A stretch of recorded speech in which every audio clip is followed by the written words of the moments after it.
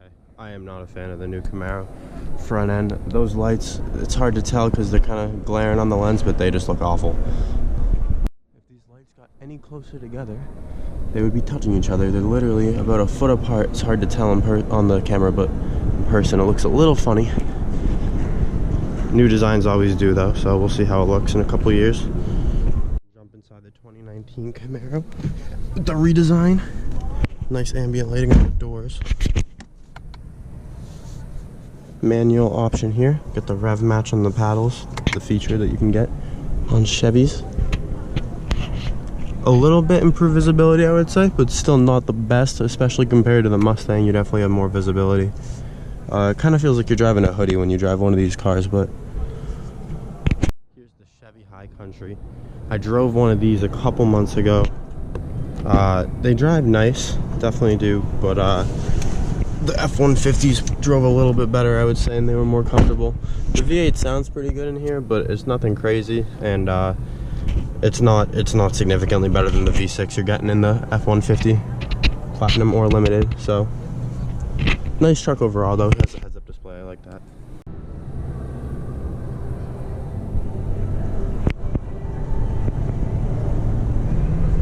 Gonna jump in the Vet here.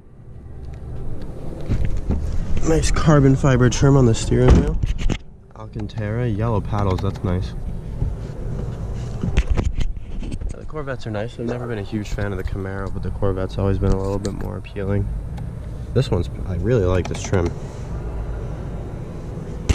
Look at that, you've got heated and ventilated seats in the Corvette. That's a nice feature. You can keep yourself nice and cool driving around your sports car. Nice color on this one too. It's like a chalk gray almost. It's not quite white. Here's a Trail Boss, kind of a cheap attempt at taking some sales from the Raptor, but I don't think they're doing that because it is nowhere near the same level. Nice trim though, not a bad interior, but still not on the level of the F-150. Here's a Yukon Denali, the nicer setup on GMC's big SUV, not the extended version, but the normal one. Not a bad car. My only complaint with GMC and Chevy products is they look exactly the same. They just changed the badging on them, so the leather's a little nicer in the GMCs versus the Chevys. If that's worth the upgrade, do you do it? But honestly, GMC and Chevy are kind of at the bottom of my list when it comes to nice cars. Here's GMC's new 6-function tailgate. You can open it in half, or you can put it back up and open it all the way. I believe that's what this button does. Yep. Interesting feature. It's about the only thing they changed on this, to be honest. The interior and everything else about the car looks exactly the same as the previous generation, so I wouldn't say it's worth the upgrade if you have a car in Gen 1. We've got a 2019 Audi RS5 Sportback in Sonoma Green. This color's crazy. It's a very acquired taste, but if you like it, you'll be all over this car. Interior is absolutely gorgeous. Steering wheel feels good. Lots of carbon fiber in this car. Now you can get the R8 Spyders in both the V10 Plus configuration and the V10 configuration, and you no longer have to get the pillar in chrome. They used to make you get a silver chrome pillar, and it just really didn't make the Spyders look very good, but now that you can get it in black, it contrasts well with the rest of the car. Looks great with the back. Look at this carbon fiber side blade. Got the brand new Audi Q8, top of the line SUV from Audi.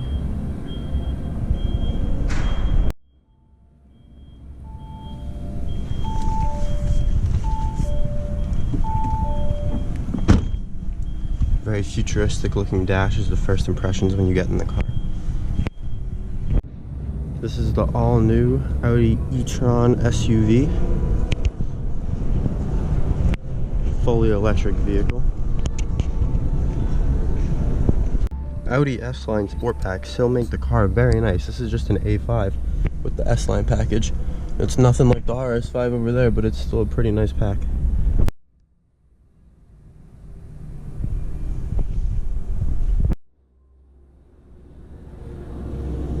Got an awesome color on this Tacoma here. Let's jump inside. So this is the limited package with the leather seats. Compared to the new Ranger, there's just no competition. This thing's so much better. The new Ranger is honestly very disappointing. You can't go wrong with the Tacoma. In my opinion, it's better than the Colorado and the Canyon as well. Best car in the class. One of my favorite trucks is 1794 edition Tundra. These things are just so sick. When you're sitting in here, you feel like you belong, you know, above everybody. This car is just sweet. Look how much room's in the back too. Just a massive car, awesome trim. The leather on the dash is very nice.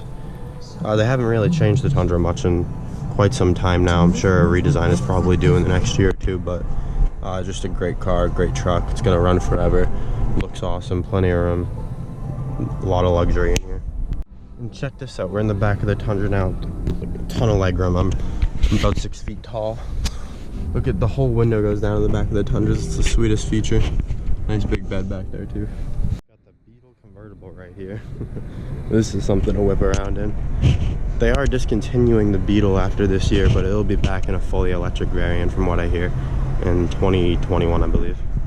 And then here we have a normal Golf GTI with the plaid seats. Guys, for under 30 grand, this is a pretty good car for the money if you're looking to purchase something brand new. Manual on this one. Guys, check this out. It's a Volkswagen e-Golf. I actually didn't know this car was going to be out already. It's a fully electric Golf. Interior is just like a normal one. But yeah, just fully electric. That's interesting. The electric cars are coming out quicker than we think. We have an LS 500 F Sport. First year of the new redesign on Lexus's flagship sedan.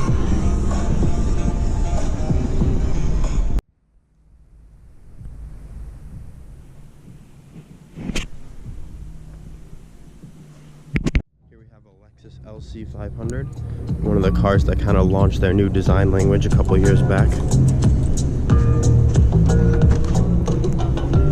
Supercar-like door handles. The interior, kind of debatable. It depends how you feel about it. Personally, I like the big paddles and the look of the steering wheel. I don't really love that the drive mode selector is up here. It makes it look kind of funny.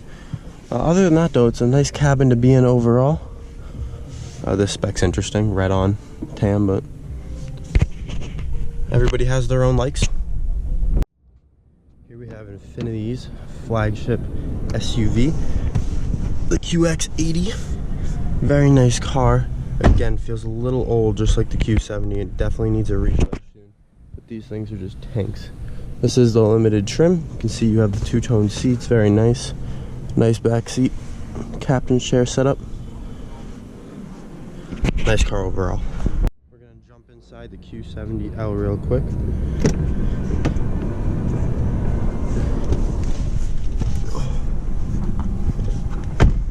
First thoughts right when I get in, this car's in dire need of a refresh. It just feels old as soon as you sit in it compared to the competition. Still a nice car though, but definitely outdated. Here we have an Infiniti Q60S in the color the car launched in, red. Here we have a 2019 Q50S Red Sport 400. They've added new paddles for the 2019 model year, as well as this quilting on the seats. This particular car is in a nice blue color. Genesis is a very interesting brand. They make a lot of value in the car for the money you pay for it. If you were to put a BMW or Mercedes badge on there, you're honestly getting a better car overall, I might say, but some people can't live without the brand. Spent a little more time in the G70, and I gotta say this feels very Audi in the middle here, which makes sense because the designers from Audi and BMW came over to help design this car as well as the Kia Stinger, and it definitely shows. This is very Audi-esque. Inside of a Genesis G80 Sport here. It's a nice car. Definitely worth getting the sport trim if you're gonna pick one of these up. For another car that for the money you're getting insane value compared to the competition. Look at all the carbon fiber you get in this car. That's more than some sports cars, some other manufacturers, and this isn't a luxury sedan that happens to be sporty, so that's awesome. Here's a lovely Stinger GT2 in their ceramic silver color. They do so well. Looks very good. This one is basically as high as you can spec one of these. I've actually spent some time with one of these that it's spec'd just like this one. The nice red interior. For the money with this car, you really can't complain. The cars it's compared to, it's way more affordable than those, and it honestly performs better. These have a heads-up display, heated and cooled seats, a heated steering wheel, nice steering wheel in general. You get the paddles, a nice big sunroof, awesome looking seats. It's just, they're great value for the money, and it's a good package overall. Also, personally, I feel like they should just have the Stinger badge on these cars. It's an option not to have the Kia badge. I think having just the Stinger badge would really set it apart. One more thing, we gotta check out the Brembo brakes this car comes with. Very nice. The wheels look pretty good too.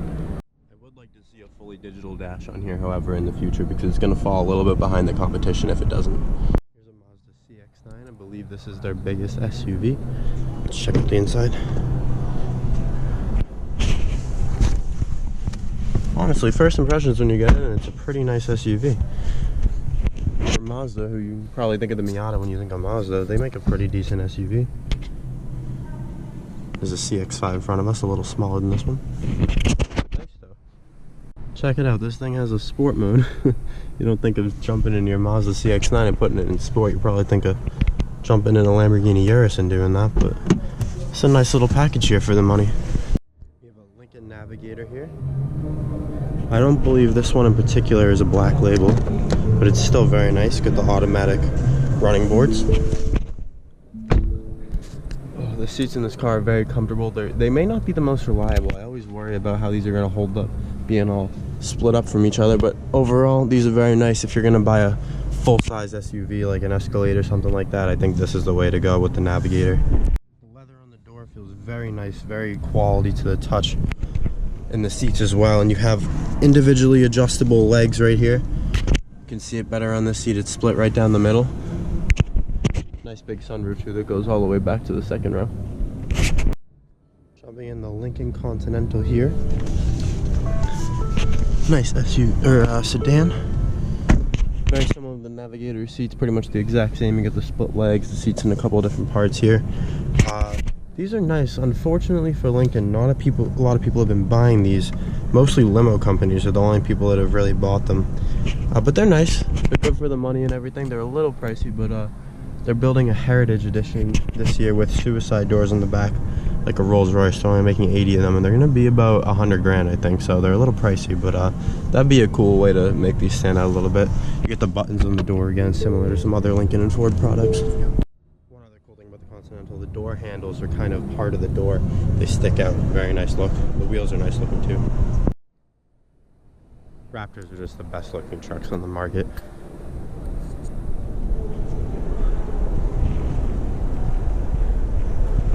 Okay guys, I'm in the new Ford Ranger here.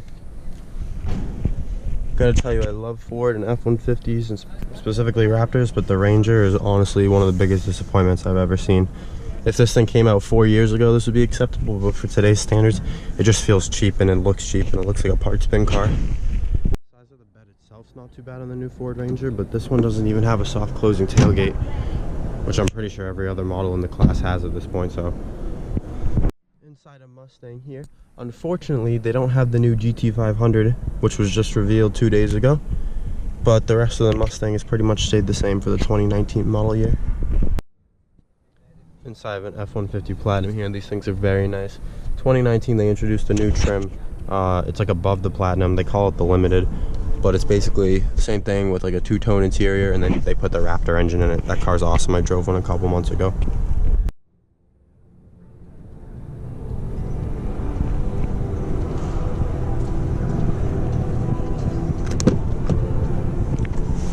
Inside an Expedition. These things are sweet. I also drove one of these a little while ago. It's a huge car, but it really doesn't feel that intimidating when you're driving it. If you're used to bigger cars, it's nothing, and it moves for the engine it has. You wouldn't think it, but it feels very like you'd have enough power to go wherever you want to go. Nice big sunroof too, goes all the way in the back. This car is just huge. If you need a big car like this, you don't want to spend the money for the Navigator, this one is still probably the best option. The door handles on Ford products are always neat. You can pull it like that instead of a traditional handle. Very nice. Got an Alfa Romeo Giulia here. Unfortunately, this one is not the quadrifoglio, but we still have these nice and ridiculously oversized paddles, which just look great and make these cars a lot of fun to drive. Here we have an Alfa Romeo Stelvio. Again, this one is not a quadrifoglio, and this one in particular, in my opinion, is kind of an awful spec. We have this bronzish gold color with the tan interior. It just does not work very well, and it doesn't have the big paddles on the steering wheel, so this car is just not a good spec overall. This literally looks like they just took a Wrangler and stuck a bed on the back of it and extended it a little bit. I'm sure it drives crappy just like that one, and you get the same interior pretty much. Rubicon spec.